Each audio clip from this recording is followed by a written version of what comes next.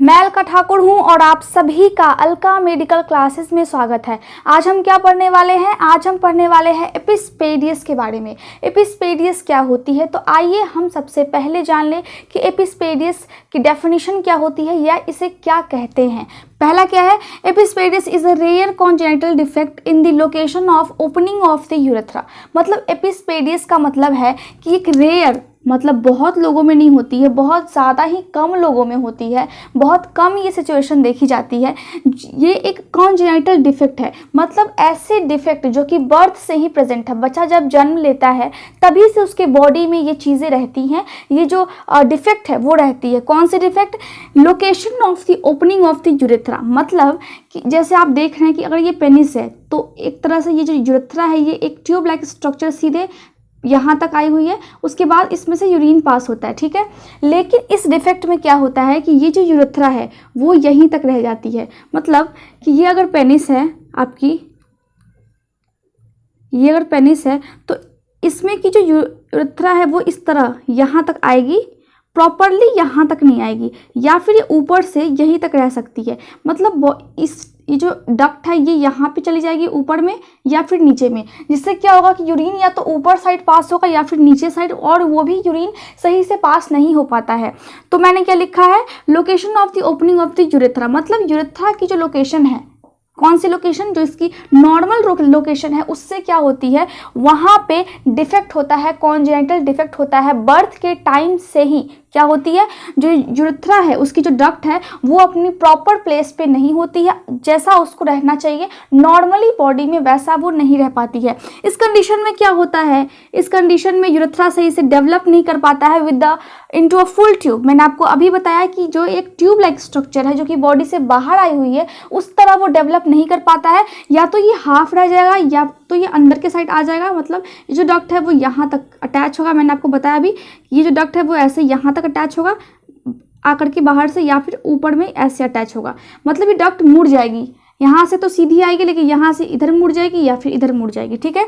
उसके बाद क्या होता है कि जो यूरिन होती है वो सही से पास नहीं हो पाती है, और यूरिन कभी कभी क्या होती है कि एबनॉर्मल लोकेशन से पास होती है। जैसे कि यूरेथ्रा का जो स्पेस है, जो यहाँ पे जो डक्ट है वहाँ पे जो प्रॉपर उसको होना चाहिए वो वहाँ पे नहीं है, तो क्या होगा, जो यूरिन पास होगा वो सही स्पेस में से पास नहीं होगा, सही लोकेशन पे पास नहीं होगा। अब हम इसके कॉजेस को देख लेते हैं कि आखिर क्या कारण है जिसकी वजह से एपिस्पेडियस होती है। मतलब एग्जैक्टली क्या कारण है?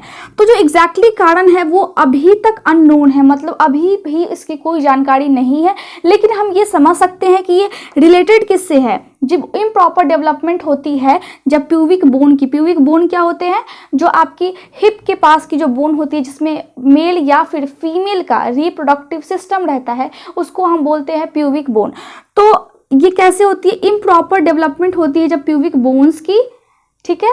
उस कंडीशन में ये कॉन्जेनिटल डिफेक्ट हो सकती है जिसको हम बोलते हैं एपिस्पेडियस। अब हमने मेल में समझ लिया कि मेल में तो डक्ट ऐसे हो जाएगी, लेकिन फीमेल में कैसे होगी? फीमेल में यहाँ पे मैंने आपको बताया था, ये आपकी क्लिटोरिस हो गई, ये आपकी लेविया मेजोरा, ये आपकी लेविया माइनोरा, ये आपकी वेजाइना, ठीक है। तो इन तीनों को, क्लिटोरिस, लेविया मेजोरा और लेविया माइनोरा को हम साथ में बोलते हैं वल्वा।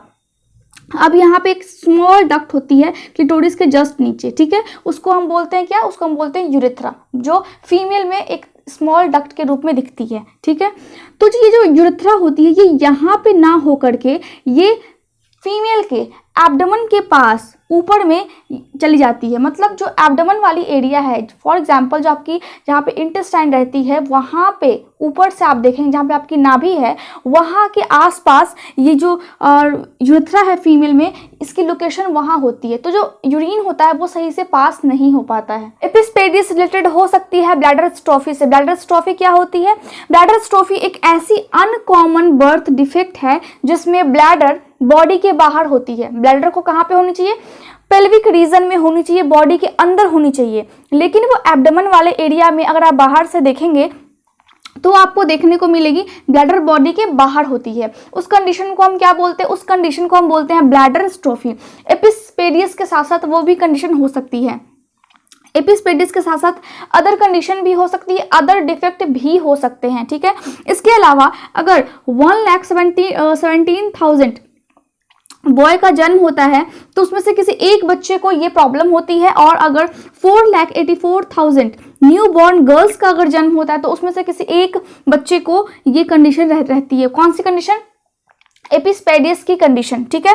इसके अलावा ये जो डिफेक्ट है वो जन्म के बहुत कम समय के बाद ही पता लग जाता है कि बच्चे में ये डिफेक्ट है। चलिए अब हम इसके क्लिनिकल मैनिफेस्टेशन यानी कि साइन और सिम्टम्स को देख लेते हैं। मेल्स में क्या क्या साइन और सिम्टम्स हमें देखने को मिल सकते हैं? एबनॉर्मल ओपनिंग ऑफ यूरेथ्रा, मतलब मैंने आपको बता दिया कि जो यूरेथ्रा होती है उसकी ओपनिंग ही सही जगह पे नहीं होती है, वो एबनॉर्मल जगह पे होती है। या तो वो ऊपर चली जाएगी, या तो वो अंदर मुड़ जाएगी, या फिर जो फीमेल में है वो फिर एब्डोमेन में उसकी ओपनिंग होगी, तो ये क्या होगी? एबनॉर्मल। उसके बाद backward flow of urine, urine का जो फ्लो है वो बैकवर्ड होगा, यानी कि किडनी से यूरिन आती है ब्लैडर में, देन यूरिनरी ट्रैक से फिर कहाँ पे जाती है? बाहर एक्सक्रीट होती है, ठीक है। लेकिन इसमें क्या होगा कि जो यूरिन है वो वापस किडनी की तरफ जाएगी, जिसको हम बोलते हैं रिफ्लक्स नेफ्रोपैथी। इससे क्या होती है कि इससे उसके हेल्थ पे बहुत ज़्यादा बुरा असर पड़ता है। और ब्लैडर स्ट्रोफी की कंडीशन होगी, ये हो भी सकती है और साथ में नहीं भी, जिसमें ब्लैडर बॉडी के बाहर प्रेजेंट होता है, ठीक है। शॉर्ट वाइडन पेनिस होगा, मतलब छोटा और थोड़ा सा वाइड पेनिस होगा। उसमें एबनॉर्मल कर्वेचर है, मतलब एबनॉर्मल का मतलब है कि ये जो डक्ट है वो या तो ऊपर जाएगा या फिर नीचे जाएगा, लेकिन जो इसकी नॉर्मल स्ट्रक्चर है वो स्ट्रक्चर नहीं हमें देखने को मिलेंगे। यूरिनरी ट्रैक इन्फेक्शन रहेगा, मतलब ये जो ट्रैक है जिससे यूरिन पास होता है उसको हम बोलते हैं यूरिनरी ट्रैक, तो उसमें इन्फेक्शन अक्सर उसके बॉडी में रहेगा। वाइड एंड प्यूबिक बोन, जो प्यूबिक बोन कैसी होती है? नीचे एब्डोमेन के नीचे इस टाइप की होती है, ठीक है, जिसमें रिप्रोडक्टिव सिस्टम रहता है, तो ये जो प्यूबिक बोन है ये थोड़ी सी चौड़ी होगी। फीमेल में क्या क्या सिम्टम्स हमें देखने को मिल सकते हैं? फीमेल में भी एबनॉर्मल क्लिटोरिस एंड लेबिया होगी, मतलब कि जो ये लेबिया है वो एब्डोमेन वाले एरिया में होगी, और क्लिटोरिस किसको बोलते हैं? इसको बोलते हैं। तो इस साथ में जो ये सभी है वो एब्डोमेन वाले एरिया में होती है, वो जहाँ से यूरिन पास होता है, तो वो एबनॉर्मल पोजिशन पे होगी। एबनॉर्मल ओपनिंग भी होगी, आपकी जो यूरेथ्रा है वो भी एब्डोमेन के साइड होगी, उसको हम बोलते हैं एबनॉर्मल ओपनिंग, ठीक है। इसके बाद फीमेल में भी ब्लैडर एक्स्ट्रोफी की कंडीशन होगी और रिफ्लक्स नेफ्रोपैथी की कंडीशन होगी, मतलब फीमेल में भी जो ब्लैडर होगी वो बॉडी के बाहर एब्डोमेन वाले एरिया में, अगर हम बाहर से देखेंगे तो हमें देखने में पता लगेगा। और इसमें भी किडनी में जो यूरिन होता है, किडनी यूरिन को फिल्टर करके बॉडी के बाहर निकालता है, इसमें वापस से किडनी में यूरिन जाती है, ठीक है। यूरिनरी ट्रैक इन्फेक्शन फीमेल को भी रहेगी, और इनका भी प्यूबिक बोन जो है वो थोड़ा सा वाइड होगा। इसके अलावा यूरिनरी इनकॉन्टिनेंस, मतलब जो यूरिन है वो सही से पास नहीं होगा, कभी पास होगा कभी नहीं हो पाएगा, सही से प्रॉपरली जितना फ्लो में उसको पास होना चाहिए उतना फ्लो में नहीं पास हो पाएगा। कौन कौन से ऐसे टेस्ट है जिसको हम एपिस्पेडियस की कंडीशन में करते हैं? टेस्ट को हम क्या बोलते हैं? Diagnostic evaluation. तो सबसे पहले हम हिस्ट्री लेते हैं पेशेंट की कि क्या उसके माता पिता में कभी ऐसी कंडीशन रही है। उसके बाद हम फिजिकल एग्जामिनेशन करते हैं पेशेंट को ऊपर से नीचे तक, मतलब सर से लेकर के पांव तक देखते हैं कि क्या कभी कोई ऐसे सिम्टम्स है। उसके बाद हम सिस्टोस्कोपी करते हैं। सिस्टोस्कोपी में हम पेनिस को स्ट्रेट करके, एक इंस्ट्रूमेंट आती है जो इस टाइप की लंबी होती है और आगे से हल्की सी मुड़ी होती है, और स्क्रीन पे आपको दिखता रहता है। आपको इस डक्ट में जो जहाँ से यूरिन पास होती है उसमें आपको ये जो इंस्ट्रूमेंट है ये आपको इंसर्ट करना होता है, और फिर आपको इसके अंदर की लेयर दिखती रहती है, उसको हम बोलते हैं सिस्टोस्कोपी, ठीक है। कंप्लीट ब्लड काउंट करते हैं हम, आरबीसी, डब्ल्यूबीसी और प्लेटलेट्स को भी हम चेक करते हैं। इसके अलावा हम सीरम इलेक्ट्रोलाइट लेवल चेक करते हैं। सीरम मींस ब्लड में इलेक्ट्रोलाइट का मतलब है सोडियम, पोटेशियम, कैल्शियम, मैग्नीशियम, ये बॉडी में कितनी है इसके लेवल को चेक करते हैं। इंट्रावेनस हम फाइलोग्राम करते हैं, मतलब इंट्रावेनस फाइलोग्राम का क्या मतलब है? ये एक स्पेशल एक्सरे है, मतलब एक्सरे करते हैं किडनी की, ब्लैडर की और यूरेटर्स की। यूरेटर्स क्या होती है? अगर ये आपकी किडनी है तो यहाँ से यूरेटर आती है, ठीक है, इसको हम बोलते हैं यूरेटर। उसके बाद नीचे ब्लैडर होती है, उसके बाद नीचे आप यूरिन पास करते हैं, तो ये जो होती है इसको हम बोलते हैं यूरेटर। तो किडनी हो गई आपकी, यूरेटर की और ब्लैडर की, यहाँ पे ब्लैडर की एक्सरे करते हैं, और ये एक स्पेशल एक्सरे होती है। एमआरआई करते हैं, सीटी स्कैन करते हैं, ये डिपेंड करता है कंडीशन पे। उसके बाद पेल्विक एक्सरे करते हैं, जो पेल्विक रीजन होती है जहाँ पे रिप्रोडक्टिव सिस्टम होती है, इसको हम बोलते हैं पेल्विक रीजन। कुछ इस टाइप की बोन्स होती हैं, तो वहाँ पे हम चेक करते हैं वहाँ पे जो रिप्रोडक्टिव सिस्टम है कौन कौन सी वहाँ पे कंडीशंस आ रखी है, क्या क्या वहाँ पे चेंजेस है, इन सभी को हम चेक करते हैं। अल्ट्रासाउंड करते हैं हम यूरोजेनिटल सिस्टम का, मतलब जो किडनी होती है, यूरेटर है और ब्लैडर है, इसके साथ साथ हम रिप्रोडक्टिव सिस्टम को भी चेक करते हैं अल्ट्रासाउंड के थ्रू। ट्रीटमेंट क्या होती है इसकी? ट्रीटमेंट इसकी होती है सर्जरी। अगर इनकॉन्टिनेंस का प्रॉब्लम है, मतलब यूरिन का अगर इनकॉन्टिनेंस, मतलब यूरिन बॉडी से सही से फ्लो में, सही फ्लो में पास नहीं हो पा रहा है तो हम दोबारा सर्जरी करते हैं। मतलब एक तरह से डबल सर्जरी होती है इसमें। पहले सर्जरी कर देते हैं जो एबनॉर्मल, जो आपको ये जो डक्ट है उसकी, या फिर जो यहाँ फीमेल में जो अगर जो एब्डोमेन में है उसकी, उसके बाद हम फिर से सर्जरी करते हैं ताकि जो उसकी यूरिन की जो इनकॉन्टिनेंस वाली प्रॉब्लम है वो फिर सॉल्व हो सके। आज के लिए बस इतना ही। Thank you so much for watching my video. अगर आपको मेरा वीडियो अच्छा लगता है तो आप इसे लाइक, शेयर और सब्सक्राइब जरूर करें।